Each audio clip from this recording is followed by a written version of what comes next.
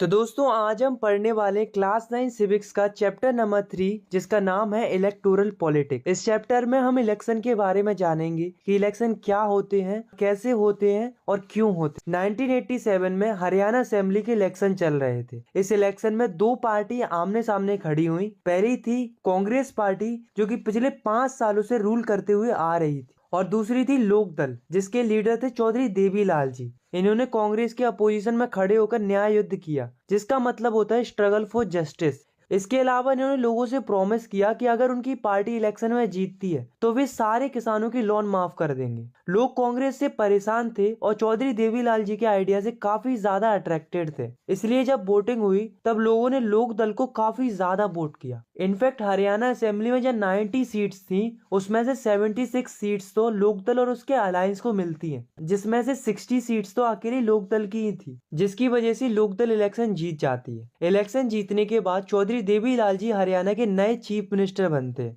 और chief minister बनने के बाद वे सारे किसानों की लोन माफ कर देते हैं। लोकदल पार्टी अगले 4 सालों तक रूल करती है, लेकिन उसके बाद जब 1991 में जब फिर से इलेक्शन होते हैं तब लोकदल पार्टी हार जाती है और कांग्रेस जीत जाती है। Why do we need a election? आखिर हमें इलेक्शन की जरूरत क्यों होती है? किसी भी डेमोक्रेसी में एक रेगुलर इंटरवल के साथ इलेक्शन होते हैं। जैसे कि अगर हम अपनी इंडिया की बात करें तो इंडिया में हर एक 5 सालों में इलेक्शन होते हैं। पूरी दुनिया में 100 से ज्यादा कंट्री ऐसी हैं जहां पर रिप्रेजेंटेटिव को चुनने के लिए इलेक्शन होते हैं। अब सवाल ये उठता है कि क्या बिना इलेक्शन की भी डेमोक्रेसी हो सकती है? ऑफ कोर्स हो सकती है। अगर सारे लोग आपस में बैठकर मिलजुल कर कोई डिसीजन ले तो बिना इलेक्शन के भी काम चल सकता है, लेकिन ये एक छोटी कम्युनिटी के लिए ठीक है, बड़ी कम्युनिटी के लिए ये पॉसिबल नहीं है। क्योंकि अगर हम अपनी इंडिया की बात करें तो इंडिया में 140 करोड़ लोगों की जनसंख्या है, तो ऐसा तो हो नहीं सकता कि 140 करोड़ लोग एक साथ बैठकर डिसीजन ले सकते। पर एक चीज हो सकती है कि जो सारे लोग अपने आप से ही कुछ लोगों को चुन लें जो उनके हिसाब से उनके लिए सही रहेंगे डिसीजन लेने के लिए। पर इसमें भी एक प्रॉब्लम है कि बिना इलेक्शन के इतने सारे लोगों में से अच्छे लीडर चुने कैसे? और अगर चुन भी लिया तो क्या गारंटी है कि वो आगे जाकर जनता के हिसाब से काम करेंगे? तो क्या हम उन्हें बाद में जाकर हटा सकते हैं? ऑफ कोर्स हटा सकते हैं, पर इसके लिए हमें जरूरत होगी इलेक्शन की। इलेक्शन की मदद से लोग अपनी पसंद का रिप्रेजेंटेटिव चुन सकते हैं और अगले इलेक्शन में उसे हटा भी सकते हैं। वाट मेक्स एन इलेक्शन डेमोक्रेटिक? ऐसी क्या चीज है जो इलेक्शन को डेमोक्रेटिक बनाती है? फर्स्ट, इलेक्शन को हम तभी डेमोक्रेटिक कह सकते हैं जब हर एक व्यक्ति के पास अपना एक वोट हो और उस वोट की एक वैल्यू हो। सेकंड, किसी भी कंट्री में फ्री इलेक्शन होने चाहिए और लोगों के पास चॉइस होनी चाहिए। थर्ड है, इलेक्शन रेगुलरली होने चाहिए हर कुछ सालों में। फोर्थ है, जिस कैंडिडेट को लोगों ने वोट देकर चूज किया है उसे ही इलेक्ट किया जाना चाहिए। फिफ्थ है, election free and fair manner में होने चाहिए जिससे लोग जिसे चाहें उसे वोट दे सके बिना किसी डर के। तो दोस्तों किसी कंट्री में ये सारे प्रिंसिपल फॉलो होंगे तभी इलेक्शन डेमोक्रेटिक होंगे, अदरवाइज नहीं होंगे। Now the next topic is it good to have a political competition? क्या पॉलिटिकल कॉम्पिटिशन होना सही है? चलिए देखते हैं। अब आप खुद ही सोचो कि अगर पॉलिटिकल पार्टीज के बीच में कंपटीशन नहीं होगा तो इलेक्शन की कोई वैल्यू ही नहीं रहेगी। अगर घोड़ों की रेस में एक ही घोड़ा दौड़ेगा तो ऑब्वियस सी बात है फर्स्ट भी वही आएगा। इसलिए कंपटीशन होना जरूरी है, क्योंकि कंपटीशन होगा तभी तो बेस्ट का पता चलेगा। लेकिन पॉलिटिकल कंपटीशन होने से कई सारे नुकसान भी है। पॉलिटिकल कंपटीशन के चलते लोगों के बीच में डिवीजन होता है। इसके अलावा पार्टीज एक दूसरे पर आरोप लगाती हैं और कई सारी डर्टी ट्रिक्स का इस्तेमाल करती हैं इलेक्शन को जीतने के लिए। इसकी वजह से समाज और देश के अच्छे लोग जो वास्तव में लोगों के लिए अच्छा करना चाहते हैं वो इन्हीं कारणों की वजह से इलेक्शन में नहीं उतरते। हमारे कॉन्स्टिट्यूशन मेकर्स को ये बातें पहले से पता थी, फिर भी उन्होंने लॉन्ग टाइम विजन को ध्यान में रखकर फ्री कंपटीशन को ही चूज किया। उन्होंने ऐसा इसलिए किया क्योंकि उन्हें पता था कि आने वाले समय में यही व्यवस्था बेहतर काम करेगी। पर आजकल के नेता लोगों की सेवा के लिए नहीं बनते हैं, बल्कि वे बड़ी से बड़ी कुर्सी और ज्यादा से ज्यादा अधिकार पाने के लिए इलेक्शन लड़ते हैं। तो इससे बचने के लिए पॉलिटिकल कंपटीशन होना बहुत ही ज्यादा जरूरी है, क्योंकि नेता जानते हैं कि उन्होंने अगर लोगों की इच्छा के अनुसार काम किया तब तो उनकी लोकप्रियता बढ़ेगी और अगले चुनाव में उनकी जीत की संभावना भी बढ़ेगी। और अगर उन्होंने जनता के हिसाब से काम नहीं किया या फिर जनता को असंतुष्ट किया तो वे अगला इलेक्शन नहीं जीत पाएंगे। इस तरह यदि कोई पॉलिटिकल पार्टी केवल सत्ता में आने की इच्छा से ही आगे आई है तो अभी उसे मजबूरन जनता की सेवा करनी होगी, नहीं तो लोग अगले इलेक्शन में उसकी पार्टी को छोड़कर किसी दूसरी पार्टी को वोट देकर उसे पावर में लाएंगे। What is our system of election? इस टॉपिक में हम पढ़ेंगे कि इंडिया में इलेक्शन किस टाइप से होते हैं। तो इंडिया में 2 तरह के इलेक्शन होते हैं, एक लोकसभा के लिए और दूसरे विधानसभा के लिए। लोकसभा के इलेक्शन सेंट्रल लेवल पर होते हैं जिसकी मदद से प्राइम मिनिस्टर को चुना जाता है, और विधानसभा के इलेक्शन स्टेट लेवल पर होते हैं जिससे चीफ मिनिस्टर को चुना जाता है। और ये दोनों ही इलेक्शन हर एक 5 सालों के अंतराल में होते हैं, और इन्हीं इलेक्शंस को हम जनरल इलेक्शन बोलते हैं। पर कभी कभी ऐसा होता है कि किसी कंस्टिट्यूएंसी में वैकेंसी खाली हो जाती है, किसी रिप्रेजेंटेटिव की डेथ की वजह से, या फिर उसने रिजाइन दे दिया इस वजह से, तो उसी वैकेंट पोस्ट के लिए कॉन्स्टिट्यूएंसी में फिर से इलेक्शन होता है किसी नए रिप्रेजेंटेटिव को चुनने के लिए। इस इलेक्शन को बाय इलेक्शन बोलते हैं। तो पहले तो हम ये समझ लेते हैं कि आखिर इलेक्टोरल कॉन्स्टिट्यूएंसी क्या होती है। तो कॉन्स्टिट्यूएंसी का सीधा सा मतलब एरिया से है। जैसे कि लोकसभा इलेक्शन के लिए इंडिया को 543 कॉन्स्टिट्यूएंसी में डिवाइड करके रखा है, और हर एक कॉन्स्टिट्यूएंसी के अंदर से एक एक रिप्रेजेंटेटिव को इलेक्ट किया जाता है। ऐसे करके पूरी इंडिया की 543 कॉन्स्टिट्यूएंसी से 543 रिप्रेजेंटेटिव इलेक्ट होते हैं, जिन्हें हम मेंबर ऑफ पार्लियामेंट यानी कि एमपी कहते हैं। और इन सारी कॉन्स्टिट्यूएंसी में पॉपुलेशन लेवल लगभग बराबर रहता है। सिमिलरली जो विधानसभा के इलेक्शन होते हैं उसके लिए स्टेट्स को अलग अलग कॉन्स्टिट्यूएंसी में बांटा गया है, और इन कॉन्स्टिट्यूएंसी से जो रिप्रेजेंटेटिव इलेक्ट होकर आए होते हैं उन्हें मेंबर ऑफ लेजिस्लेटिव असेंबली कहते हैं, यानी कि एमएलए कहते हैं। इसके अलावा जो लोकल इलेक्शन भी होते हैं जैसे कि पंचायत और नगर पालिका के, तो उनमें भी यही तरीका अपनाया जाता है जिसमें विलेज और सिटी को अलग अलग वार्ड में बांट दिया जाता है, और प्रत्येक वार्ड के लिए एक एक मेंबर इलेक्ट होता है। Now we talk about reserve constituency. तो दोस्तों जो हमारे कॉन्स्टिट्यूशन मेकर्स थे उन्होंने रिजर्व्ड कॉन्स्टिट्यूएंसी का सिस्टम बनाया। मतलब जो समाज के वीकर सेक्शन के लोग हैं जैसे कि एससी और एसटी कैटेगरी के लोग, उनके लिए सीट्स रिजर्व की गई हैं। मतलब अगर कोई कॉन्स्टिट्यूएंसी एससी कैंडिडेट के लिए रिजर्व की गई है तो उस कॉन्स्टिट्यूएंसी से केवल एससी कैटेगरी का एक कैंडिडेट इलेक्शन लड़ सकता है, और अगर कोई कॉन्स्टिट्यूएंसी एसटी कैंडिडेट के लिए रिजर्व की गई है तो वहां से केवल एसटी कैटेगरी का ही कैंडिडेट इलेक्शन में खड़ा हो सकता है। तो ये जो रिजर्व कॉन्स्टिट्यूएंसी का सिस्टम है उसे हमारे कॉन्स्टिट्यूशन मेकर्स ने इसलिए इंक्लूड किया ताकि जो पिछड़े लोग हैं वो आगे आ पाए और वो भी इलेक्शन लड़ पाए, क्योंकि ऐसे लोगों के पास ना ही रिसोर्सेस होती हैं और ना ही एजुकेशन होती है और ना ही इनका किसी से कांटेक्ट होता है। तो ऐसे में इनका जीतना तो लगभग इम्पॉसिबल हो जाता है। तो इसके लिए रिजर्व कॉन्स्टिट्यूएंसी का सिस्टम इंट्रोड्यूस किया गया ताकि पावरफुल लोग ही हमेशा इलेक्शन ना जीतते रहे, वीकर सेक्शन के लोगों को ही बराबर मौका मिले इलेक्शन जीतने का। तो अब हम बात करते हैं कि कितनी कितनी सीटें रिजर्व की गई हैं एससी और एसटी कैटेगरी के कैंडिडेट्स के लिए। तो 2012 की रिपोर्ट के अनुसार लोकसभा के लिए 84 सीट्स एससी कैटेगरी के लिए रिजर्व की गई हैं और 47 सीट्स एसटी कैटेगरी के लिए रिजर्व की गई हैं। ये रिजर्व सीट का सिस्टम बाद में जाकर डिस्ट्रिक्ट और लोकल लेवल पर भी शुरू कर दिया गया। इसके अलावा रूरल और अर्बन लोकल गवर्नमेंट होती है उनमें वुमेन्स के लिए भी 62 सीट रिजर्व की गई है ताकि वुमेन्स को भी मौका मिल सके इलेक्शन लड़ने का। Now the next topic is voter list. तो दोस्तों अभी तक हमने ये जाना कि हर एक कॉन्स्टिट्यूएंसी में रिप्रेजेंटेटिव को इलेक्ट करने के लिए इलेक्शन होते हैं, पर अब पता कैसे चलेगा कि उस कॉन्स्टिट्यूएंसी से वोट कौन डाल सकते हैं और कौन वोट नहीं डाल सकते। तो इसके लिए हमारी गवर्नमेंट पर्टिकुलर कॉन्स्टिट्यूएंसी के लिए वोटर लिस्ट जारी करती है जिसे हम ऑफिशियली इलेक्टोरल रोल कहते हैं। इस वोटर लिस्ट में उन सारे लोगों के नाम होते हैं जो आने वाले इलेक्शन में वोट डाल सकते हैं। हमारे इंडिया के अंदर यूनिवर्सल अडल्ट फ्रेंचाइजी है जिसके मुताबिक हर एक व्यक्ति के पास अधिकार है वोट डालने का, बशर्ते उसकी उम्र 18 या उससे ज्यादा होनी चाहिए। कुछ ही लोग वोट नहीं डाल सकते जैसे कि जो क्रिमिनल होते हैं और जो अनसाउंड माइंड के लोग होते हैं वो वोट नहीं डाल सकते, बाकी सारे लोग वोट डाल सकते हैं। जैसे ही कोई बच्चा 18 साल का हो जाता है तो उसका नाम वोटर लिस्ट में ऐड कर दिया जाता है, और किसी कारणवश किसी की डेथ हो जाती है तो उसका नाम वोटर लिस्ट से हटा दिया जाता है। ये अपडेट वोटर लिस्ट के अंदर हर 5 सालों में होता है इलेक्शन से पहले। इसके अलावा गवर्नमेंट एक कार्ड इशू करती है जिसे इलेक्शन फोटो आइडेंटिटी कार्ड यानी कि इपिक बोलते हैं, बट इसको हम सिंपल भाषा में वोटर आईडी भी बोलते हैं। ये कार्ड उन लोगों को इशू कराया जाता है जिनका नाम वोटर लिस्ट में होता है, और जब भी कोई वोट डालने जाता है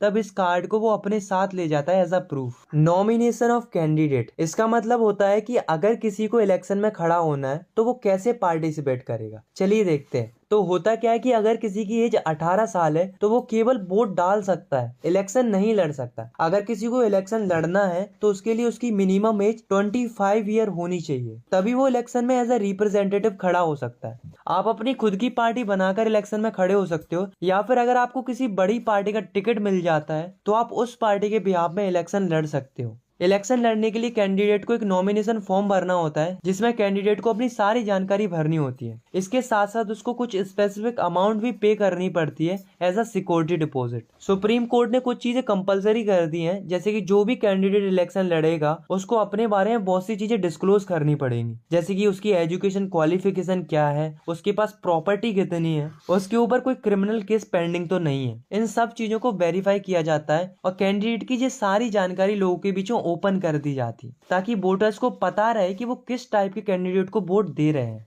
इलेक्शन कैंपेन। अब दोस्तों ऐसा तो हो नहीं सकता कि इलेक्शन हो और कोई पार्टी और कैंडिडेट अपना प्रचार प्रसार ना करे। जैसा कि आप इन पिक्चर्स में देख सकते हो कि कई सारी पार्टी रैली करती हैं, पब्लिक मीटिंग करती हैं, इंटरव्यू होते हैं, टेलीविजन पर एडवर्टाइजमेंट होते हैं। ये क्यों होते हैं? ताकि रिप्रेजेंटेटिव या कैंडिडेट अपने बारे में जनता को बता सके और डिस्कशन कर सके लोगों से। इसके लिए इलेक्शन कमीशन 2 हफ्तों का टाइम देता है। इन 2 हफ्तों में कैंडिडेट लोगों से कई सारे वादे करते हैं और कई सारे ऐसे इश्यूज पर फोकस करते हैं जिनसे उनको ज्यादा वोट मिल सकते हैं। इलेक्शन को जीतने के लिए पहले भी बहुत सारे लोगों ने कई सारे स्लोगन दिए थे, जैसे कि 1971 लोकसभा इलेक्शन के लिए इंदिरा गांधी ने एक स्लोगन दिया था, गरीबी हटाओ। ऐसे ही 1971 में भारतीय जनता पार्टी ने एक स्लोगन दिया, सेफ डेमोक्रेसी का। 1977 बंगाल असेंबली इलेक्शन में लेफ्ट फ्रंट ने लैंड फॉर टिलर का स्लोगन दिया। और 1983 आंध्र प्रदेश असेंबली इलेक्शन में तेलुगु देशम पार्टी के लीडर एनटी रामाराव ने एक स्लोगन दिया था, जो कि था protect the self respect of Telugus. तो ये कुछ सक्सेसफुल स्लोगन थे जो कि इस्तेमाल किए गए थे इलेक्शन के टाइम पर। अब दोस्तों हम बात करते हैं ऐसी क्या चीजें हैं जो पॉलिटिकल पार्टी और कैंडिडेट अपने इलेक्शन कैंपेन के दौरान इस्तेमाल नहीं कर सकते। तो पहली चीज है कि कोई भी कैंडिडेट या पार्टी किसी भी वोटर को डरा धमकाकर और पैसे देकर मजबूर नहीं कर सकती वोट डालने के लिए। सेकंड है कि कोई भी पार्टी और कैंडिडेट रिलीजन और कास्ट का इस्तेमाल करके वोट नहीं मांग सकते। थर्ड है कि कोई भी कैंडिडेट और पॉलिटिकल पार्टी अपनी इच्छा से कितने भी पैसे खर्च नहीं कर सकती इलेक्शन कैंपेन के लिए। लोकसभा इलेक्शन में कोई भी कैंडिडेट और पार्टी एक कॉन्स्टिट्यूएंसी के लिए केवल 25 लाख ही खर्च कर सकती है, उससे ज्यादा नहीं। और अगर बात करें विधानसभा इलेक्शन की, तो उसमें एक कॉन्स्टिट्यूएंसी के लिए केवल 10 लाख रुपए ही खर्च कर सकती है। अगर कोई पार्टी या कैंडिडेट इससे ज्यादा खर्च करता है तो कोर्ट उस इलेक्शन को रिजेक्ट भी कर सकता है। फोर्थ है कि कोई भी पॉलिटिकल पार्टी और कैंडिडेट अपने निजी प्रचार प्रसार के लिए गवर्नमेंट व्हीकल्स और ऑफिशियल्स का इस्तेमाल नहीं कर सकती। फिफ्थ है कि कोई भी पार्टी और कैंडिडेट कोई भी प्लेस ऑफ वर्शिप पर इलेक्शन प्रोपोगेंडा स्प्रेड नहीं कर सकते। सिक्स्थ है, जब इलेक्शन अनाउंस हो गए हैं तो उसके बाद से कोई भी मिनिस्टर कोई भी नया प्रोजेक्ट नहीं ले सकते। Polling and counting of votes. Finally ये सारी प्रोसेस के बाद वो दिन आता है जिस दिन सारे लोग वोट करने जाते हैं। इस दिन को वोटिंग डे बोलते हैं। तो जिस भी पर्सन का नाम वोटर लिस्ट में होता है वो अपने नजदीकी पोलिंग बूथ में वोट डालने जाता है। पोलिंग बूथ बेसिकली एक जगह होती है जहाँ पर वोट डाले जाते हैं।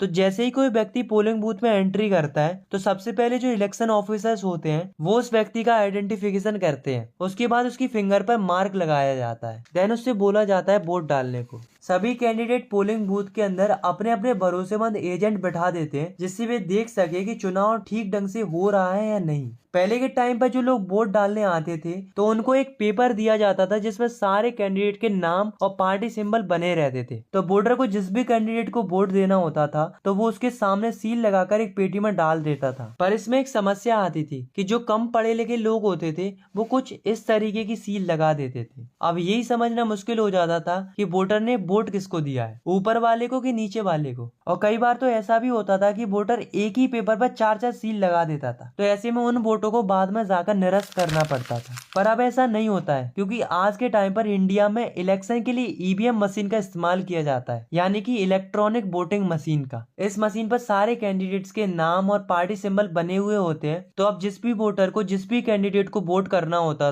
तो उसे बस उसके सामने वाला बटन दबाना होता है। सिमिलरली इसी प्रोसेस से सारे लोग वोट करते हैं। अब जैसे ही ये वोटिंग कंप्लीट हो जाती है तो इन सारे ईवीएम को सील करके एक सुरक्षित जगह पर रख दिया जाता है। कुछ दिनों के बाद एक फिक्स डेट पर इन सारे ईवीएम को खोला जाता है और किस कैंडिडेट को कितने वोट मिले हैं इसके लिए काउंटिंग शुरू होती है। और जब काउंटिंग चल रही होती है तो वहां पर भी कैंडिडेट के एजेंट रहते हैं, ये चेक करने के लिए कि काउंटिंग सही ढंग से हो रही है या नहीं हो रही है। जब काउंटिंग कंप्लीट हो जाती है तो इलेक्शन के रिजल्ट आते हैं और जिस भी कैंडिडेट को ज्यादा वोट मिलते हैं वो इलेक्शन जीत जाता है। What makes election in India democratic? ऐसी क्या चीजें हैं जो इंडिया के इलेक्शन को डेमोक्रेटिक बनाती हैं? पहली चीज तो यही है कि जो हमारी इंडिया है उसके अंदर जो इलेक्शन होते हैं उसे एक इंडिपेंडेंट बॉडी कंडक्ट कराती है, जो कि है election commission of India. India के इलेक्शन कमीशन को बहुत पावर दी गई है। इलेक्शन कमीशन अपना डिसीजन खुद ले सकती है, उन्हें किसी को भी जवाब नहीं देना होता है। और अगर कोई कैंडिडेट और पार्टी को इलेक्शन कमीशन का डिसीजन अच्छा नहीं लगता है तो अभी कोई कुछ नहीं कर सकता। इंडिया के इलेक्शन कमीशन को जितनी पावर मिली है शायद ही किसी देश के इलेक्शन कमीशन को इतनी पावर मिली होगी। सेकंड है पॉपुलर पार्टिसिपेशन। इंडिया में क्या देखने को मिलता है कि जो इंडिया के लोग हैं वो बहुत ही ज्यादा पार्टिसिपेट करते हैं इलेक्शन के अंदर। अगर हम इंडिया के वोटर्स टर्नआउट फिगर की बात करें, मतलब जितने लोग वोट कर सकते हैं उनमें से कितने लोग एक्चुअली में वोट करने आए हैं, तो हमारे इंडिया में ये परसेंटेज बढ़ ही रहा है, कम नहीं हो रहा है। वही जो अदर यूरोपियन कंट्रीज हैं उनमें ये देखने को मिला है कि उनका वोटिंग ग्राफ नीचे जा रहा है। अगर हम पर्टिकुलर इंडिया की बात करें तो इंडिया में ऐसे लोग ज्यादा वोट करने आते हैं जो गरीब होते हैं और जो कम पढ़े लिखे होते हैं। वहीं जो रिच लोग होते हैं वो थोड़ा कम पार्टिसिपेट करते हैं इलेक्शन में, मगर करते हैं। बट अगर ओवरऑल देखा जाए तो इंडिया की most of the population election के टाइम पर वोट करने जाती है, और यही चीज शो करती है कि लोग इलेक्शन के प्रति कितने ज्यादा इंटरेस्टेड है, क्योंकि उन्हें पता है कि उनके वोट की एक वैल्यू है। अगर उन्होंने वोट डाला है तो उनका वोट व्यर्थ नहीं जाएगा, ऐसा लोग मानते हैं। और यही चीज हमारे इलेक्शन को और भी ज्यादा डेमोक्रेटिक बनाती है। एक और चीज है जो हमारे इलेक्शंस को डेमोक्रेटिक बनाती है, वो है कि जो इलेक्शन के रिजल्ट आते हैं उसे सारी कंट्री एक्सेप्ट करती है, चाहे वो अपोजिशन पार्टी हो और चाहे वो आम नागरिक हो। तो ये सारी चीजें हमारी इंडिया के इलेक्शंस को डेमोक्रेटिक बनाती है। Challenges to free and fair election. तो यहाँ तक हमने जितना भी पढ़ा है उससे हमें ये पता चलता है कि इंडिया में जो इलेक्शन होते हैं वो फ्री एंड फेयर मैनर में होते हैं। तो क्या वास्तव में हमारे election free and fair manner में होते हैं। बट कोई भी चीज 100% परफेक्ट नहीं हो सकती, थोड़ी बहुत कमियां तो जरूर होती हैं। ऐसे ही हमारे इलेक्शंस के अंदर भी कुछ कमियां हैं, तो चलिए उनको एक एक करके डिस्कस करते हैं। तो फर्स्ट प्रॉब्लम है कि जिस भी कैंडिडेट के पास ज्यादा पैसे होते हैं उसे थोड़ा ज्यादा एडवांटेज रहता है इलेक्शन जीतने का। मैं ये नहीं कह रहा हूँ कि वो इलेक्शन जीत ही जाएगा, इलेक्शन अदर कैंडिडेट्स भी जीत सकते हैं, बट थोड़ा एडवांटेज ज्यादा रहता है जिसके पास पैसे ज्यादा रहते हैं। सेकंड है, ज्यादातर पॉलिटिकल पार्टी ऐसे लोगों को टिकट अलॉट करती है जिनका क्रिमिनल बैकग्राउंड रहता है। थर्ड है कि कई सारी पॉलिटिकल पार्टीज के अंदर ऐसा देखने को मिलता है जिसमें एक ही परिवार के मेंबर रूल करते हुए आ रहे होते हैं, एक तरफ से सबको टिकट मिले हुए होते हैं। फोर्थ है, इंडिया के अंदर जितनी भी पॉलिटिकल पार्टीज हैं उनकी आइडियोलॉजी और काम करने का तरीका लगभग एक ही जैसा है, किसी भी पार्टी में कोई भी मेजर डिफरेंस नहीं है। तो ऐसे में लोगों के पास एक्चुअल में कोई चॉइस नहीं होती है। लास्ट है कि जो छोटी पार्टीज होती है और जो इंडिपेंडेंट कैंडिडेट्स होते हैं उन्हें बड़ी पार्टीज ऊपर नहीं आने देती, जिसकी वजह से छोटी पार्टीज और इंडिपेंडेंट कैंडिडेट्स को मौका नहीं मिल पाता है। तो ये कुछ चैलेंजेस है जो कि फ्री एंड फेयर इलेक्शन में देखने को मिलते हैं। तो दोस्तों इन चैलेंजेस को देखकर आप लोग ये मत समझना कि इंडिया के इलेक्शन सही नहीं है। मानते हैं थोड़ी बहुत कमियां हैं, पर इसका मतलब ये नहीं है कि इंडिया के इलेक्शन डेमोक्रेटिक ही ना रहे। और वैसे भी अगर हम कंपेयर करें अदर कंट्रीज से तो हमें पता चलता है कि हमारे इलेक्शन औरों के कंपैरिजन में बहुत अच्छे हैं। आई होप आपको ये वीडियो पसंद आई होगी। अगर आपको ये वीडियो पसंद आई तो आप इस वीडियो को लाइक कर सकते हो, और चाहो तो आप इस चैनल को सब्सक्राइब भी कर सकते हो